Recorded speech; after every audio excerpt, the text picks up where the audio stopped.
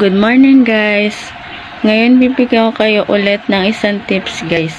Kung pwede maging followers ang friend request mo guys. Na kahit hindi mo na po siya i-accept guys, magiging followers mo na po siya at dagdag po yun sa engagement guys.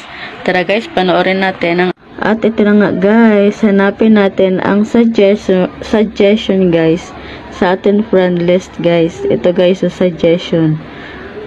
Pindutin po natin yan. Maghanap po tayo ng ating friend at i-click po natin ito guys. Halimbawa nito guys. Kailangan po guys. Ayan guys, naka-follow button po siya. Ngayon, pipindutin po natin ang tatlong dots guys. Ayan po yung tatlong tuldok. Pindutin po natin yan. Ayan po, add friend. Yan. Yan, naka-request na siya guys. Ibig sabihin, back tayo guys, ay naka-follow. Ibig sabihin guys, na isa na po siya sa ating followers guys, kahit na hindi na po natin siya i-accept guys. Yun lang guys, please follow for more tutorial tips. Thank you.